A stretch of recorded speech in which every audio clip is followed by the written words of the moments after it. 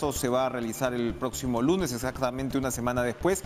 Fueron 60 votos, ¿no?, los que aprobaron pasar al debate, donde, como ocurrió la primera vez, el presidente podría o no asistir. Quien debe asistir de todas maneras es el abogado que vaya a designar para señalar pues por qué no debe ser vacado por incapacidad moral permanente según la Constitución, este concepto tan complicado, controversial, ¿no?, en los últimos años. Él ya durante la mañana había señalado el por qué esta moción no debería pasar al debate del Pleno, como va a ocurrir finalmente. Y bueno, esto abre un nuevo y complejo compás de espera con respecto a el futuro político, institucional del país para los próximos meses.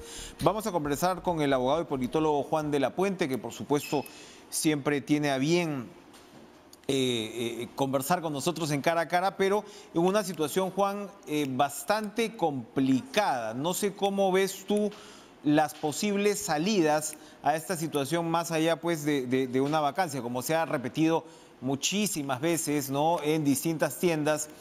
Lo más lógico pues sería que se complete el periodo constitucional y que Martín Vizcarra responda a la justicia como cualquier ciudadano a partir del 28 de julio del año 2020, sobre todo tomando en cuenta las circunstancias que vivimos. Según quienes en el Parlamento impulsan esta moción, para ellos pues no habría básicamente ningún problema, menos aún con el calendario electoral. ¿Cómo ve usted este panorama que se abre pues a partir de ahora? Por ahora, como tú dices, la salida que se aprecia desde un sector, el sector que ha votado o mayoritariamente que ha votado esta moción, porque algunos han dicho que solo que quieren que el presidente vaya a explicar, es la salida con la sustitución del presidente. Y un sector en el Congreso y un sector muy mayoritario en el país cuestiona esta salida y señala que el presidente debería terminar su mandato.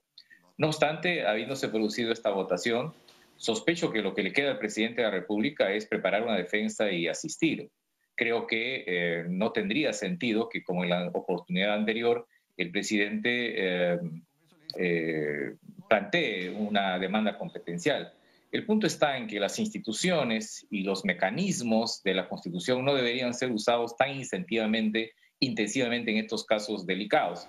Yo creo que, así como me parece que es inconducente una vacancia cada 30 días, también es inconducente que el presidente de la República permanentemente esté recurriendo al Tribunal Constitucional, y yo por eso creo que lo más sensato en este momento es que plantee su defensa y gane, porque lo ha ganado en la opinión pública. Hasta ahora en la opinión pública mayoritariamente se considera que no debería haber vacancia y ahora tiene que ganársela en el Parlamento. Ahora, dos puntos ahí. Primero, con respecto a lo que podría ser la reacción de Vizcarra. En la ocasión pasada, lo que hubo fue no solamente una demanda competencial que todavía no ha sido resuelta, sino también una cautelar, ¿no?, para suspender el proceso. En ese momento, la propia presidenta del Tribunal Constitucional dijo que la cautelar pues no aplicaba porque los propios congresistas o los propios líderes parlamentarios habían dicho que no iban a vacar a Vizcarra. Pero, sin embargo, sí se admitió la competencial, que todavía no está resuelta. Competencial que uno dice, pues de todos modos se debería,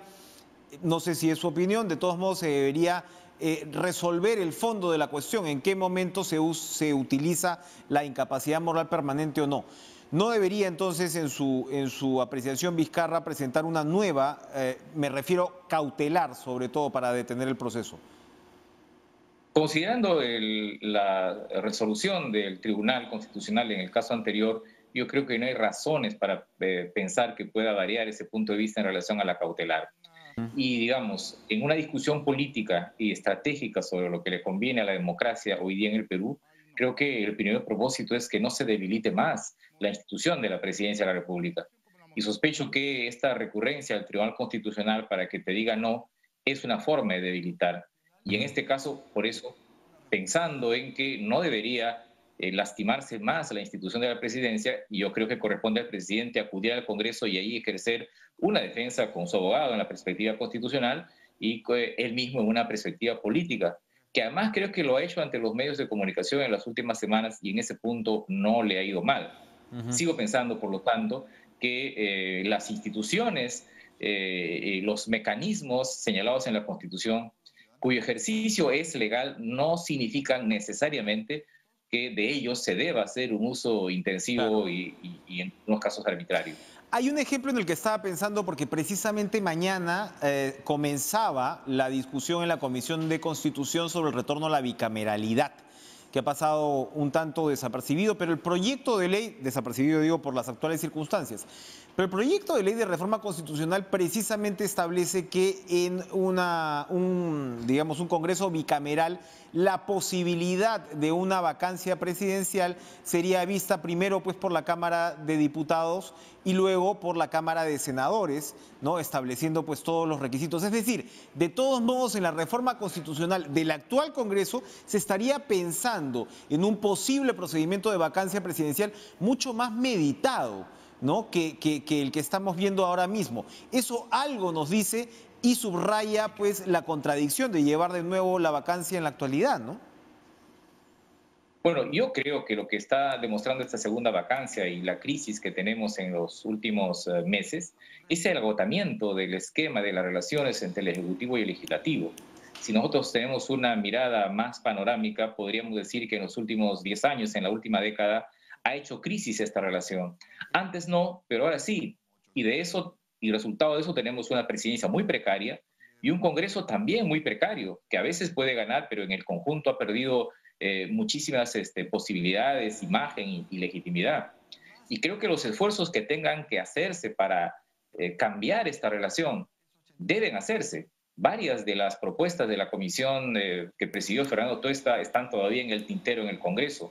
Y hoy día se advierte lo que muchos dijimos, estando de acuerdo con la convocatoria del referéndum, que fue un error vetar la reelección parlamentaria y que fue un error que el presidente vetase la bicameralidad. Hoy estaríamos en un momento distinto, preparando las condiciones para la elección de un Senado y la discusión sería más rica, sería una discusión mucho más grande en volumen y también en perspectiva. Creo, por lo tanto, que si hoy día el Congreso se aviene a la discusión de la bicameralidad, debería esta continuar. De repente no para ejercerla, para implementarla en este periodo, no hay tiempo, pero sí en la perspectiva del año 2026, y esto también puede votarse nuevamente en un referéndum. De Así modo es. que yo me abro a la posibilidad de que se discutan mecanismos que permitan superar esta relación ya gastada y ya agotada entre los dos poderes del Estado. En lo inmediato hay especialistas que ponen sobre la mesa la posibilidad de un relevo en el gabinete, de alguna manera impulsar un gabinete de consenso, le llaman, como una forma, de alguna manera, de válvula de escape de este proceso de tensión que, como usted refiere, no se acaba. ¿Tendría algún tipo de significado, de posibilidad, una negociación política que termine con un nuevo gabinete? Entre la tesis de la vacancia ahora y la no vacancia ahora para que el presidente termine su mandato, se abre un abanico de posibilidades. Una de esas posibilidades es un pacto in extremis para cargar al presidente y al sistema hasta la otra orilla, hasta el 28 de julio del próximo año. Hoy día, yo personalmente tengo la convicción que la vacancia no es una solución. El año 2018, la renuncia del presidente Kuczynski en un momento determinado apareció como una solución, no apareció como un problema. Esto no significa que no se sienten las fuerzas políticas. El hecho de que partidos como el Partido Morado o algunos parlamentarios de Somos Perú, Alianza para el Progreso, votaran en contra o se abstuviesen, yo creo que da posibilidades para plantear un acuerdo de esta naturaleza.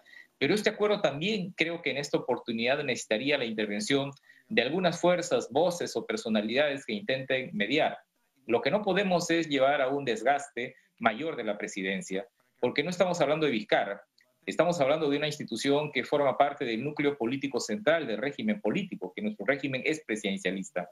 Y estas cosas que están pasando ahora podrían pasar después del 28 de julio del próximo año y la presidencia de la República Peruana no valdría ni 10 centavos si es que no resolvemos esto con determinada madurez.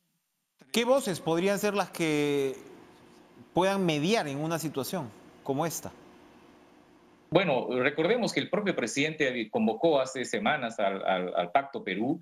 Este pacto en silencio se ha ido reuniendo, han avanzado sustantivamente un conjunto de cosas con el concurso de casi todos los partidos y de la sociedad civil, donde se encuentran la iglesia, los empresarios, los trabajadores, las organizaciones de la Mesa de Lucha contra la Pobreza, colegios profesionales, los frentes regionales.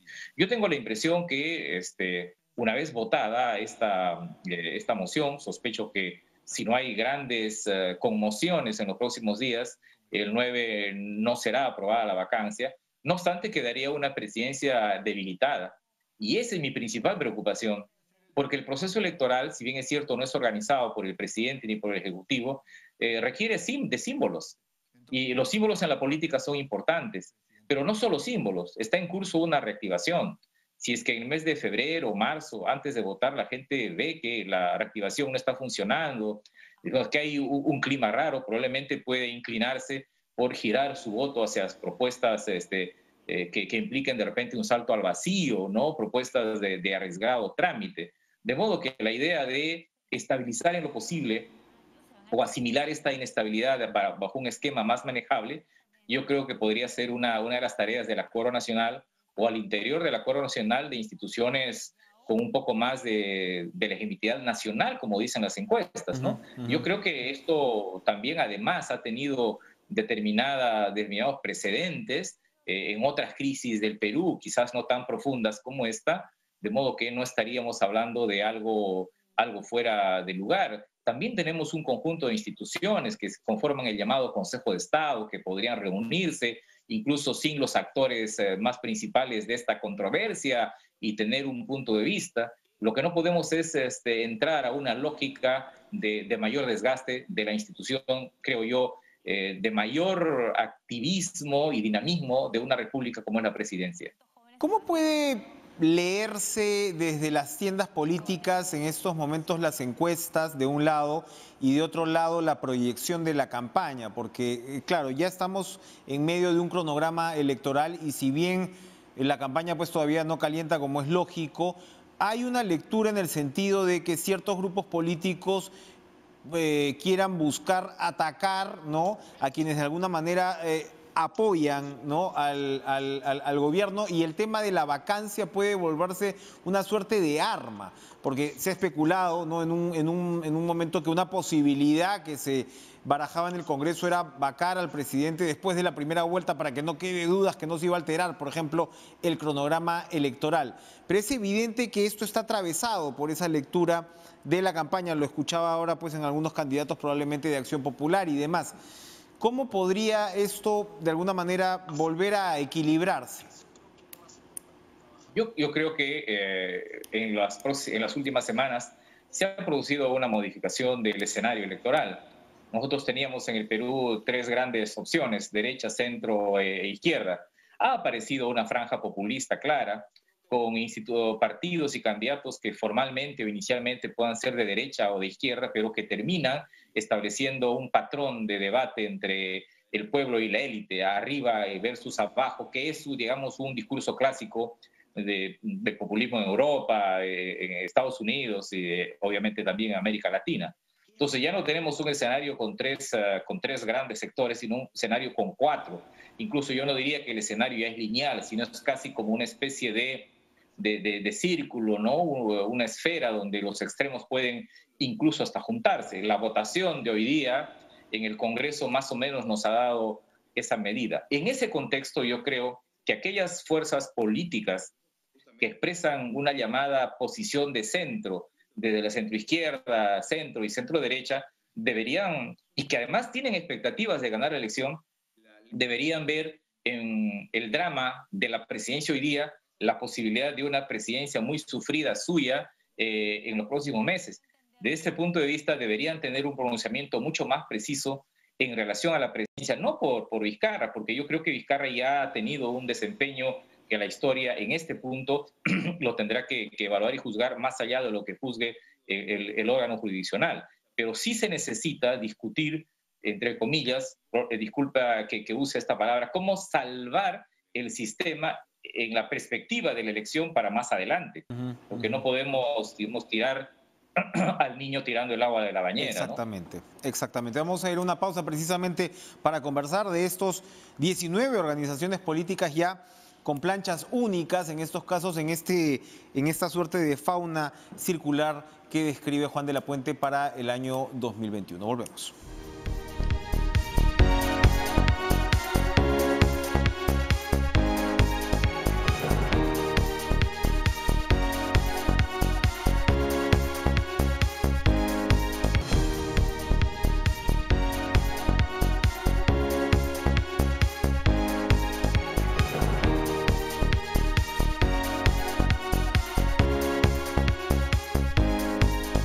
Juan de la Puente, dos elementos que identifico, mejor dicho, en su análisis en los últimos años es, uno, remarcar la necesidad de pactos, que ya vemos dónde estamos, ¿no? En esto si se ha cumplido o no, evidentemente no se ha cumplido como debería. La necesidad de pactos para salvaguardar, ¿no?, y fortalecer la democracia. Y el segundo es que, bueno, esta crisis, ¿no?, que de alguna manera, si se quiere, comenzó con la renuncia de Kuczynski o tuvo pues un punto de quiebre con la renuncia de Kuczynski, no iba a terminar. Quienes pensaban que esto terminaba, sea con la asunción de Vizcarra al poder, sea con la disolución constitucional del Congreso, con el referéndum antes, no termina. Y no termina hasta ahora, y hoy es una clara muestra de ello. ¿En qué momento va a terminar esta crisis? ¿Acaso va a terminar con la nueva elección en abril? No, no creo, sinceramente no creo. El volumen de esta crisis, que incluso hasta la palabra crisis queda pequeña, yo diría que esto es una gran depresión, es mayor, y no encuentra a un sistema que tenga actores y posibilidades de acuerdo para construir una mayoría que sea capaz de sacarnos de la crisis. Con todas las cosas que estaban pasando ya antes de las mociones de vacancia y con esta moción de vacancia, incluso si es que esta no prosperara, el escenario más probable es que tengamos un gobierno minoritario, es decir, un presidente que tenga que hacer muchos esfuerzos en la segunda vuelta, presidente o presidenta con muchos esfuerzos en la segunda vuelta, que probablemente no tenga mayoría en el Congreso y a quien le sea muy difícil construir esa mayoría numérica y política en el Parlamento y también en el país. No obstante, me parece que el escenario, a pesar de esa tendencia, se está decantando. Se tenía primero varias opciones de la derecha, estaba superpoblada, yo diría tuburizada, y hoy aparecen por la derecha dos candidaturas, ¿no? La candidatura de Keiko Fujimori y la candidatura de Hernando de Soto, según la última encuesta de IEP. Aparecen candidaturas de centro, digamos las más voluminosas, la de Forsyth, una especie de centro-derecha. Pueden haber otras candidaturas, bueno, también la candidatura de Lescano, si es que él triunfa en la elección interna de AP. En la izquierda está la candidatura de, casi corriendo sola, la candidatura de Verónica Mendoza, pero la franja populista es una franja que también presenta opciones. Una opción es Daniel Urresti, que está bien puntuado en las encuestas. Habría que ver cómo se comportan otras candidaturas. Por ejemplo, si es que Nidia Vilches es nominada como candidata del APRA, ella podría sacar al APRA de la posición de derecha en que se encuentra, una posición de centro-derecha, y entonces animar un poco. Me refiero por qué, en el sentido que, como se ha dicho, entre 6 y 8 partidos superarán la valla electoral y tendrán bancadas parlamentarias. Son esos partidos de los cuales dependerá la gobernabilidad en el periodo anterior. Si hay un sector voluminoso de centro en el próximo Parlamento, habrá más gobernabilidad. Si en el sector de centro hay una franja populista mayoritaria, en el sentido clásico que he dicho, sí, ¿no? El sentido clásico de enfrentamiento pueblo versus élite, poderosos versus plebeyos, etcétera, supongo que habrá menos gobernabilidad. La crisis no se va a acabar entonces, Juan de la Puente, y ojalá pues estas figuras que me han parecido muy interesante, ¿no? Recordar que el Pacto Perú se está reuniendo silenciosamente, podamos encontrar algún tipo de salida a esta gran depresión, efectivamente. Gracias, Juan, por estar con nosotros esta noche. Vamos a pasar de inmediato a nuestra segunda conversación. Mañana hay un pleno del Tribunal Constitucional especialmente relevante. Primero porque seguramente alguna reacción habrá a partir de lo que ha ocurrido hoy en el Congreso con respecto a la moción de vacancia del presidente Martín Vizcarra. Hay quienes señalan que una medida cautelar podría presentarse en las próximas horas. Nuestro invitado anterior, Juan de la Puente, ha señalado que esto en realidad pues ya no tendría mucha utilidad. Hay quienes piensan distinto. Pero uno de los puntos, una de las ponencias que se discute mañana en este pleno fundamental es la demanda que presentó el economista Óscar Ugarteche hace un par de años, en realidad después de varios años de estar reclamándole a RENIEC que reconozca su calidad de casado, ¿no? Que reconozca pues su situación de casado con Fidel Arocha Reyes, ciudadano mexicano.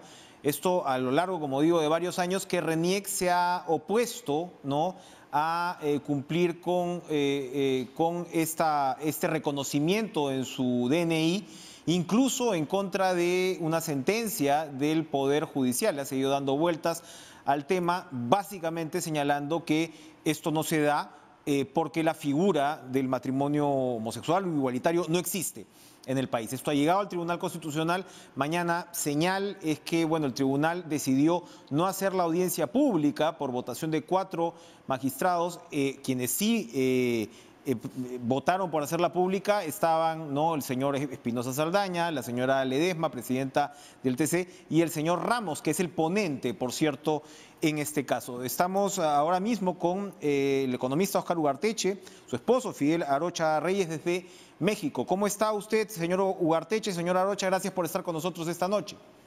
Gracias, aquí estamos. La expectativa, buenas noches. Gracias, buenas noches. La expectativa sobre este caso trascendente que se verá finalmente mañana en el TC. Pues la expectativa es eso, esa expectativa. Vamos a ver qué pasa. Mire, lo que estamos aquí, lo que está en juego es si hay Estado laico en el Perú o no hay Estado laico en el Perú. Lo que está en juego. Porque el matrimonio que tienen que reconocer es un matrimonio civil, no es un matrimonio religioso. No nos vamos a ir a casar al Perú, estamos casados. Lo que queremos es que mi DNI y mi pasaporte peruano digan lo mismo que dice mi documento de residencia en México, casado. Parece que es mucho pedir, pero eso, que parece que es mucho pedir, se está chocando contra una estructura católica que está a la derecha del Papa, quien dijo hace 5 días que él pensaba que las personas gays tenían derecho a tener familia. Bueno, y los que ya tenemos familia, porque ya está más familia que esto, imposible, hay 3 perros inclusive, ¿qué hacemos? O sea, tenemos suegros, cuñados, sobrinos, perros, vida en y familia. en el Perú creen que no sé qué es lo que creen. No sé qué es lo que creen, pero están en alguna parte del siglo XIX, hacia la primera mitad del siglo XIX, están antes de la quema de la Constitución del 67. Porque ya cuando llegamos a la Constitución del 67 era porque se quería hacer una cosa más nueva. Y esa Constitución la quemaron los obispos de Arequipa y otra vez parece ser, por lo menos si no los obispos, mi compatriota arequipeño Sardón quiere prenderme fuego y Augusto Ferrero, me imagino que por su proximidad al Opus, también me quiere prender fuego, y el señor Blume, no estoy seguro bien por qué, me imagino porque es un católico, como eran católicos todos mis tíos y mis primos hermanos curas y mi tía monja y mi sobrino cura. ¿Y qué tanto? ¿Por qué no pueden separar eso de la cosa jurídica? Que la separen y ya está. Porque aquí lo que va a haber es un problema de que si no se reconoce un matrimonio entre peruanos y mexicanos, hay matrimonios todo el tiempo. Ahora, y se reconoce mutuamente. Exacto. Llevamos 9 años en juicio y no se puede registrar. A propósito, ¿Cómo se ve eso cómo se ve el Estado peruano frente al mundo? Esa es una pregunta que no es una pregunta ni eclesial, ni religiosa, ni de confesionario, ni de golpes en el pecho. O sea, jurídicamente, ¿cómo queda el Perú si en lugar de avanzar sobre todo lo avanzado en el sistema internacional de derechos, el Perú da marcha atrás. Usted está encuadrando, Además, sí. no va a poder dar marcha atrás. O sea, puede, si fuera el caso de que los tres deciden que primero el infierno que aprobar esa cosa, porque es en esas categorías, que no se están moviendo en categorías jurídicas, sino en categorías de cielo e infierno. Si nos vamos a ganar el infierno, entonces quizás las represalias políticas sean grandes. Así es. Yo me pregunto cómo va a reaccionar la Federación Internacional de Derechos Humanos frente a esto. Me pregunto, no me pregunto mucho, pero me pregunto qué va a hacer la Comisión Interamericana de Derechos Humanos con respecto a esto. En esta divina... ¿Y para qué queremos? O sea, yo voy a tener probablemente 85 años, pero mire, nosotros tenemos la razón, primero. Y segundo, es un asunto de tiempo. Mi tía Flora Tristán, mi tía tatarabuela, perdió.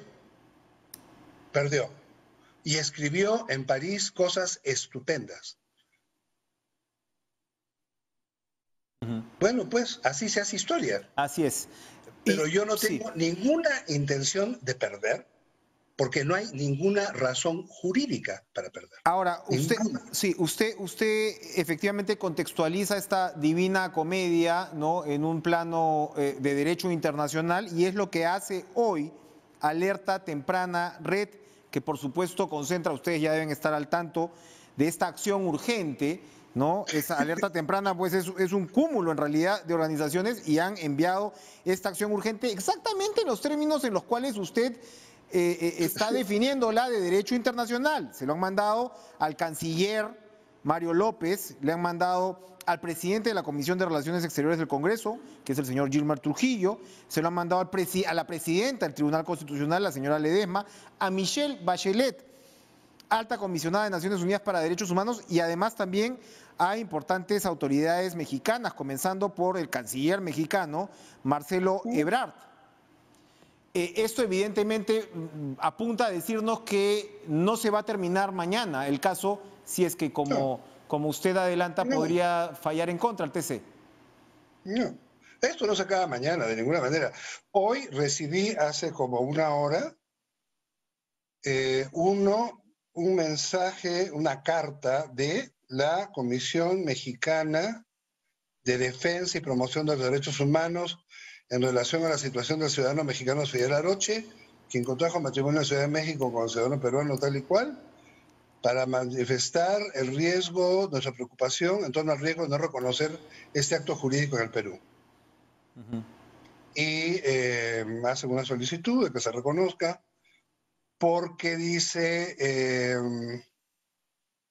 de lo contrario, el Estado peruano estaría rompiendo con el principio básico de reciprocidad del derecho internacional, que señala que las garantías, beneficios y sanciones que un Estado otorga a las personas físicas o jurídicas de otro Estado deben ser retribuidos por la contraparte de la misma forma. Asimismo, la negativa de este reconocimiento constituiría un acto discriminatorio en contra de ambas personas. Ahí estamos. Señor Aroche, aprovechando que usted Así también... es que, bueno, pues que nos prendan fuego, vámonos. Yo voy a seguir, si sale mañana negativo, nosotros vamos a seguir peleando, porque aquí esto ya pasó hace mucho rato de ser una tontería, porque era, o sea, el año 2011, y dije, ay, qué tontería. Pero ya cuando los discursos homofóbicos del portavoz de la RENIEC comenzaron a resonar en los periódicos en Argentina, entonces ya no es una tontería. Ya es el Perú como un foco ideológico de la extrema derecha católica que está irradiando sobre el hemisferio. Señor Aroche, usted... Y honestamente, yo tengo demasiado, o sea, tengo 35, 40 años haciendo lucha por los derechos gays. Yo no me voy a dejar amilanar porque nos echen al infierno una vez más. Lo que sí creo es que es una pérdida de tiempo. Pero mire, mi tía Flora Tristán Mire, pues todo el mundo lo reconoce, lo que escribió en París y lo que escribió en Londres, todo el mundo se acuerda de ella. ¿Quién se acuerda de quien dijo que no tenía derechos? Nadie. Señora Aroche, entonces, sí. Está bien, pues. O sea, si a eso vamos a jugar, jugamos, pues. Pero vamos a ser todos unos viejitos gruñones cuando esto termine, ¿no? Quería preguntarle a su esposo, aprovechando que está acá también, ¿cómo son las condiciones, digamos, de un matrimonio homosexual en México? ¿Son exactamente los mismos derechos que tiene un matrimonio heterosexual, por decirlo de alguna manera? Son exactamente las mismas, sí. Esto se ganó en dos pasos. Primero hubo el reconocimiento de las uniones de derecho, y un par de años después, 3 años después, no recuerdo las fechas, la verdad, votaron por el matrimonio pleno. Ahora, en México, el derecho civil está dividido por estados. Entonces, inicialmente fue lo que era el Distrito Federal, enseguida un par de estados, y lo que ocurrió también es que la Suprema Corte y el Congreso han declarado que estas uniones son reconocidas en todo el país, porque desde luego, digamos, una pareja casada en el estado de Coahuila, por ejemplo, que se mudaba a Nuevo León, que es el estado que está a un lado, pues podría caer en problemas legales. A partir de estas iniciativas de los poderes, pues hay reconocimiento obligatorio en todo el país, no importa dónde se haya celebrado el matrimonio, como ocurre con todo lo demás, ¿no? Es decir, un contrato de cualquier naturaleza en un estado, pues no deja de ser legal en el siguiente. Así es, así es. Muy bien, vamos a ir a una pausa, pero regresamos con Óscar Ugarteche y Fidel Aroche. Vamos a aprovechar para conversar con Óscar Ugarteche, además algo de economía en esta situación tan compleja. Regresamos.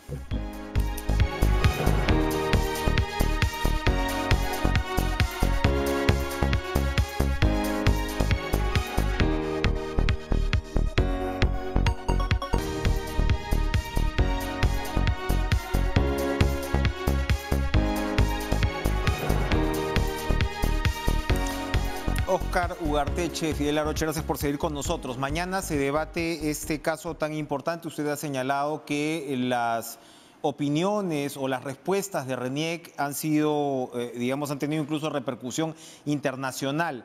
Eloy Espinosa Saldaña, uno de los magistrados que votará mañana, nos dijo hace algunos días que en realidad, en el fondo, el TC no iba a votar por instituir o no el matrimonio igualitario como tal en el Perú, sino sencillamente porque RENIEC cumpla con efectivamente registrar la condición que ustedes tienen en México, que es lo que está diciendo. O sea, no estamos hablando de un debate en todo caso de fondo que tendrá que llegar, pero el hecho es que el TC no tendría por qué resolver mañana si en el Perú se pueden 2 hombres o 2 mujeres casar. Sí, pues. ¿No? Hace 9 años no tenían por qué hacer ninguna de estas discusiones. Estamos casados y escriba usted en el registro civil esto. A mí no me gusta con quién se casó, y como le dije en ese momento a la persona de la RENIEC a quien yo conocía, dije, yo no le estoy pidiendo su opinión sobre con quién me estoy casando, porque esas opiniones me las daban en su momento mis tías, mi mamá, mis primos, ¿no? Pero el registro civil me tiene que decir a mí que no le parece que me case con Fidel. ¿Quién es el registro civil para juzgar con quién me caso? Lo que tiene que hacer el registro civil, y no tiene que hacer ninguna otra cosa, es agarrar la partida que está en mexicana y decir, bueno, sí, esta es la partida, ahora inscribimos. Y para hacer esto, ¿qué hacemos? Hay que pasar una ley provisional, no sé cómo se llama, transitoria, que diga que eso se puede hacer, y se hace, y se acabó. Y se acabó. Eso puede colocar al Perú, ojalá, a finales del siglo XX, digamos. Nos puede sacar de mediados del siglo XIX y darnos un brinco y darnos por lo menos un aire a Estado laico y no este aire a Estado que está a la derecha del Papa y que es un Estado sofocante, Ahora, ¿no? Porque además, ¿a qué hemos llegado en el Perú en términos de falta de fraternidad? Por Dios, se quieren echar al presidente en medio de una crisis económica descomunal en el mundo, se quieren echar al presidente del Perú 2 veces los congresistas. Ese es el Perú que tenemos, de gente infraterna, misoneica, lo nuevo no lo quiere, no lo puede ver, nos resistimos al cambio, como decía Puccinelli en la introducción a Perú, Problema y Posibilidad de Basal en la segunda edición, y esto tenemos que remontar eso, o sea, la juventud peruana está mucho más allá de discusiones del siglo XIX. Pero interesante, largamente más allá. Interesante que usted ponga en paralelo, digamos, nuestra situación política en términos de lo que al final es eso, ¿no? Una incapacidad de llegar a consensos, una incapacidad de hacer política, que es precisamente, ¿no?, el arte también de estar juntos, ¿no?, en lugar de tomar estos bandazos. Pero efectivamente, yo le quería preguntar, en su condición, pues, de economista reconocido, además, ¿tendría un efecto adicional para la economía del Perú la vacancia presidencial? Porque hay quienes dicen que no, pues que no pasaría absolutamente nada. Mire, tiene un efecto sobre la moral nacional. Y eso ya es bastante grave. Que tengamos 4 presidentes en situación de cárcel o camino a la cárcel, por un lado es una maravilla porque tenemos un poder judicial que funciona, pero por otro lado es una expresión de lo que no funciona en la clase política. Y que ahora, a un presidente que hasta ahora se ha demostrado honesto, que hasta ahora se ha demostrado que puede manejar la crisis, que ha podido manejar la corrupción en el Congreso que disolvió, que ha podido manejar la corrupción en el Poder Judicial, se lo quieran echar. ¿Quién se lo quiere echar? La misma gente que estuvo antes en el Congreso y que estuvo antes en el Poder Judicial. Eso es evidente. Y ahora eso, o sea, a la moral nacional, eso le hace un daño enorme, enorme. El desánimo nacional en torno a la política es horrible. Y estamos en la puerta del bicentenario, oiga usted. Si no estamos, no es cualquier año. Nosotros tendríamos que estar organizando la gran fiesta y lo que están haciendo los congresistas es organizando un gran desastre. Y el bien mayor, nadie piensa en el bien mayor, no hay bien mayor. O sea, no hay que se pague un pequeño precio, pero algo mucho mejor viene después, ¿no hay? ¿Qué es lo que hay? Es que yo ya no entiendo el Perú, hace rato que no lo entiendo. Otros dirán que nunca lo entendí, pero ¿qué pasa? Bien. ¿Qué pasa con no comprender que el futuro está adelante, no atrás? El Perú es el país de los historiadores, ¿no? Ojalá que podamos mirar hacia el futuro, en todo caso, como sociedad. Pero no podemos mirar al futuro y no podemos ser fraternos. Pero ni con la gente gay, ni con nadie.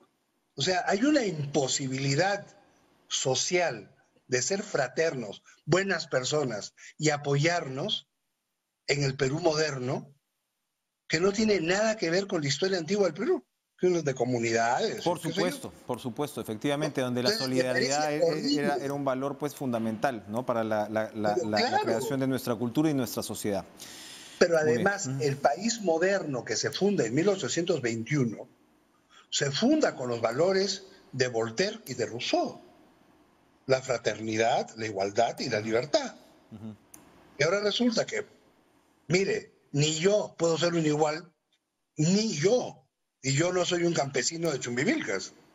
Así es. O sea, imagínese usted cómo está construido el Perú. Es inaceptable. Tenemos que construir un país de iguales, nos urge un país de iguales. Bien, con esa idea, nos despedimos, les agradecemos Óscar Ugarteche, Fidel Aroche por acompañarnos esta noche. Estaremos, por supuesto, muy pendientes de la discusión mañana en el Tribunal Constitucional. El señor Ugarteche ha recordado, ¿no?, a quienes se supone que van a votar, ¿no?, en contra, o se espera que voten en contra, pero no se ha referido a Manuel Miranda, que sería, en todo caso, el fiel de la balanza dada la situación. Vamos a una pausa, regresamos.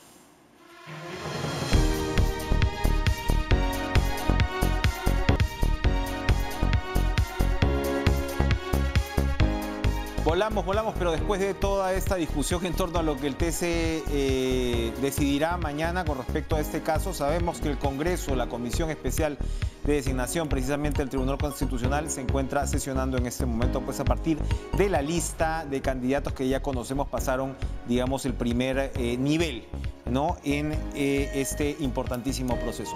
Los dejo con esto. Bueno, nos reencontramos mañana con mucho más en Cara a Cara. Que tengan ustedes una excelente noche. Adiós.